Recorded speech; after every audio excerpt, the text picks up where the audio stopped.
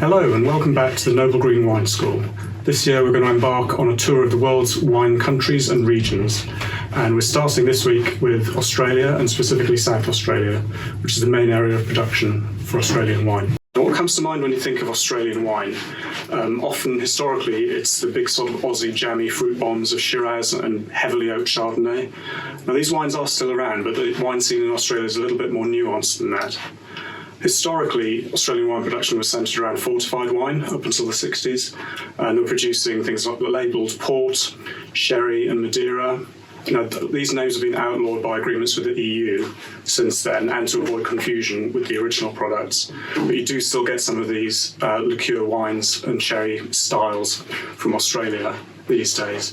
But most of what we're going to be talking about today is the still wines. Some of these big wines are still around. Some Barossa Shirazes, for example, can top out at 17% alcohol or even higher. There's some yeast strains now that can get up to about 18% alcohol. Now, these wines for me are a little unbalanced. And the wine scene is a bit more nuanced now in Australia with the emergence of new varieties. A lot of their Chardonnays have gone on, what is considered to be a diet, so they're a lot more leaner than they used to be. There's a lot less use of oak. But there's much more of a range of wines available from Australia, and we've got three really good examples for you today. If you look at a map of Australia, most of the wine regions are naturally around the cooler southern part of the country, and some inland areas where the altitude keeps the coolness there as well, which is important because most of Australia is completely unsuitable for the cultivation of the vine. It's just way too hot, not enough water for any kind of irrigation. As well as the quality areas we'll be looking at, there's also worth considering the irrigated inland areas of Murray-Darling, Riverina and Riverland.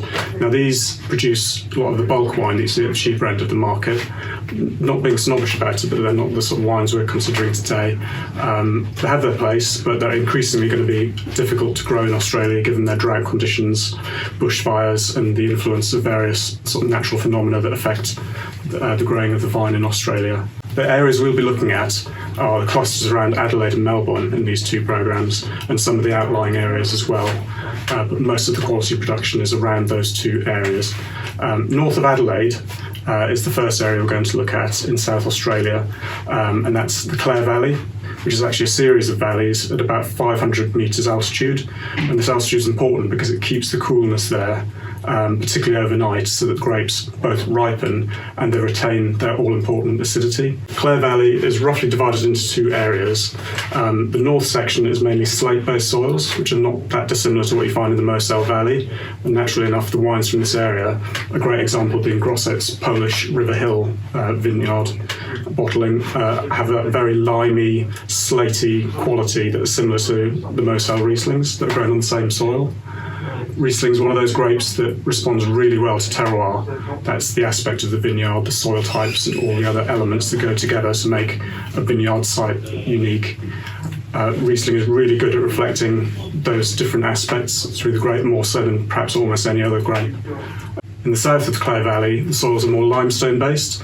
Now, this gives the wines a little bit more of a fruity character, a little bit more floral, not quite the steely minerality that you get in the north. So it's just a slightly different character, not quite so long-lived either. They can age, in some cases, for decades, but those from the north, with that really steely, flinty minerality, can, in some instances, age for decades. Now, as I mentioned before, this altitude and the diurnal variation, that is the difference between the temperature during the day and the night. It's simply that huge variation, as opposed to having warm nights like you might have in somewhere like the Rhone. It retains that all-important acidity, which keeps the freshness in the wines. Even when they're at full ripeness, you can get lovely fruit character, but also that lovely balancing acidity. Clare also produces some excellent Cabernets and Shirazes, and while these are typically fruit-forward, they've got more structure and ability to age than many other Aussie reds from warmer climates. The first one we're going to taste today is the Cortisone Riesling, which is from Watervale in the southern region of the Clare Valley. Now, this is typically light in colour, relatively light in alcohol, 12% thereabouts. Very pale in the glass, which is typical of Riesling. Lovely hints of grapefruit, green gage, green apple. It's got that lovely freshness, very green fruit. Lovely mouth-watering acidity. Bags of grapefruit on the palate as well. This is really making my mouth pucker. the acidity and the freshness. This is a great partner to any kind of spicy cuisine. It works really well with the typical sort of Asian fusion cuisine that you get in South Australia. Works really well with Japanese and Korean food too as well. Thai food also. Anything sort of spicy and aromatic it pairs really well with. It's fantastic wine. Heading southeast from Clare Valley, we come to the adjoining Barossa and Eden valleys. Eden's similar in altitude to Clare Valley. It's quite high altitude, but same about 500 metres. Barossa's about 380, that little bit lower, a little bit warmer. And Eden Valley, naturally enough, produces really good Riesling as well. Again, a bit more fruit forward than the Clare Valley ones, but classic, really age-worthy Rieslings. They also, again, produce some nice cool climate Shiraz and Cabernet, and we're starting to see the emergence, actually across the whole of Australia, to be fair, of the more international varieties. Again, European, but instead of just Shiraz, Chardonnay, Cab Sav, Sauvignon Blanc, we're starting to see things like Nebbiolo, Barbera, Tempranillo, all sort of emerging into the market, and the plantings across the whole area. But some of the things, particularly like Nebbiolo, is starting to see a little bit of in Clare and Eden valleys. Across the whole of the Barossa, obviously Shiraz is the king, and some really age-worthy examples are grown, particularly in Eden Valley. You've got Henschke producing some fantastic wines. Their Hill of Grace is nearly at a price level with Penfolds Grange now, so that's in the hundreds of pounds a bottle on release. In some instances, heading to the thousands for older vintages that are very collectible. In the heart of Barossa itself, it's that little bit warmer, so you get the more typical brooding Shirazes, that lovely velvety character that they have. The Shiraz tends to be, for me, better around 14.5%, 15% alcohol, but can be higher. Often aged in American oak, which gives it that lovely sort of bourbon sweetness on the finish as well, which all goes in with that perception of sweetness of fruit, even though the wines are technically dry. And you get that lovely mulberry plum jam sort of character from them. Now, Barossa is probably the name most people are familiar with Australian wine regions, and it is the biggest producer. South Australia produces about half of the total production of the country. And it's in the Barossa that we find some of the oldest bush vines, that were brought over by Dr. Busby, some of the cuttings from France, where he studied viticulture. He was sort of the pioneer across Australia of wine production, and is often seen as the godfather of the Australian wine scene. Some of the bush vines in the Barossa are over 100 years old, and many of them are actually obviously still on their own roots, but have escaped phylloxera. Now, phylloxera is in Australia, but it's not in all parts of it, given the huge distances involved and the rigour with which they police their plantings and farming. They've actually managed to keep phylloxera at bay in many areas, most importantly in the Barossa with these ancient vines that produce some fantastically concentrated fruit. One of the decisions the winemakers make, as I mentioned before, in terms of the potential alcohol in the wine is when they pick. Some pick early, and some can pick anything up to 6 weeks later, depending on how much sugar they want in their wine, how much ripeness. Now, with the ripening grape, there's always a crossover point between the sugar content, which goes up as it ripens, as you'd expect with any fruit, and the acidity drops quite dramatically when that happens. So with these big fruit bomb wines, you often get lots of fruit character, but not enough acidity, and I find this often unbalancing in the wine. It also affects the wine's ability to age. If you don't have acidity, there's nothing there really to hold the wine together as it develops. So these wines are best drunk young, if you're looking at these big sort of high alcohol Shirazes. Whereas something like the Sons of Eden, you've got a little bit more balance there. This is a Grenache Shiraz Mourvedre blend. It's about 50% Grenache from vines that are over 50 years old. So again, you get that concentration. A third Shiraz, and then the remainder Mourvedre. This is labelled Barossa, but most of the fruit actually comes from the Eden Valley. It's from Anguston, which is right on the border between the Barossa and Eden. So Eden is part of the bigger Barossa as a whole, but often classified separately, which is a bit confusing, but bear with me. The other thing to mention about Mourvedre, the grape in this, is it's often in Australia labelled Mataro, which is a bit like Syrah Shiraz. Shiraz is the Australian name, Syrah the French European name. Mataro, they often label as Mourvedre for the export market, but we're actually now starting to see more producers labelling it as Mataro, so just worth remembering that so you know what it is in your bottle when you're buying something.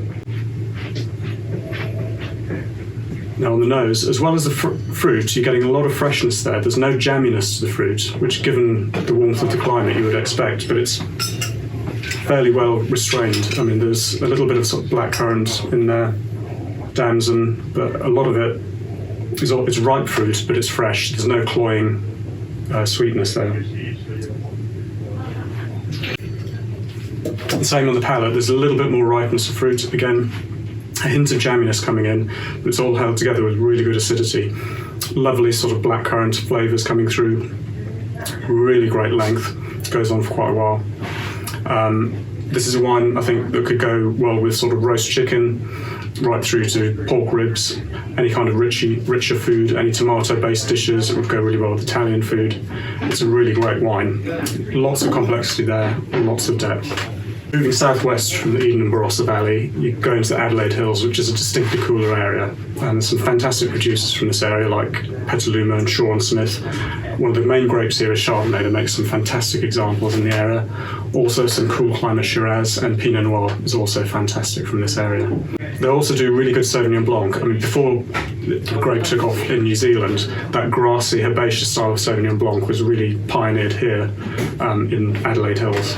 And there's some really good examples of that too. Now, moving on from Adelaide Hills as well, we've got the Mclaren Vale and the surrounding sub-regions, and this is another relatively cool area. The main grape variety here is Cabernet Sauvignon, and here's what used to be made is a lot of what used to be termed clarets, which is sort of red blends based on Cabernet Sauvignon. Cabernet Sauvignon is still the predominant grape here.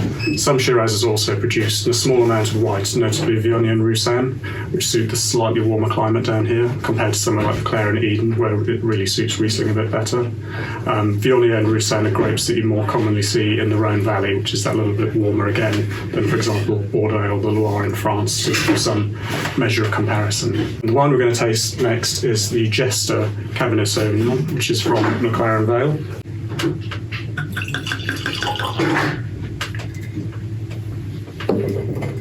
And although this wine is a very typical Mclaren Vale Cabernet Sauvignon, some of the grapes are partially dried prior to fermentation in the Appassimento style, which is more commonly seen in Amarena della Valpolicella in northern Italy. It just gives it a little bit more richness and ripeness of fruit. No bad thing, because it's a slightly cooler area than the Barossa. Lovely, almost slightly minty and eucalyptus on the nose. But lovely Cabernet character. It's got that lovely cassis and cedarwood balance. I mean, bags of fruit as well. This is a typically Australian Cabernet. It's got lots of richness to it, bags and bags of fruit. From the oak aging, it's got a lovely sort of vanilla component on the finish, a little bit of clove spice as well.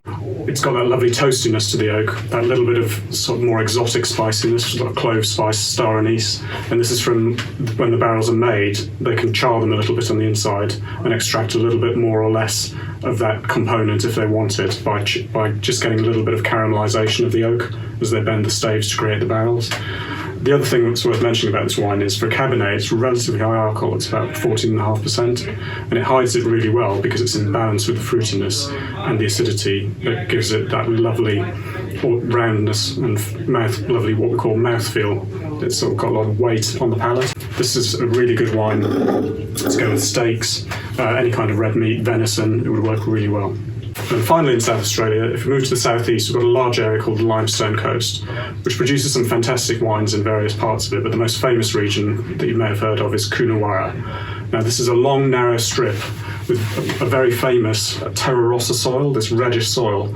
But actually, to my mind, what's more important is the huge bed of limestone underneath that gives it really good drainage.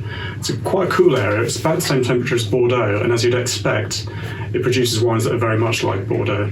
The predominant grape is Cabernet Sauvignon. Kunawa Cabernet is not typically Australian, but it's not exactly like Bordeaux either. It's very popular and collectible these days and well worth seeking out. Anyway, I hope you enjoyed this whistle-stop tour through South Australia, and join me next time for Victoria and beyond in part 2.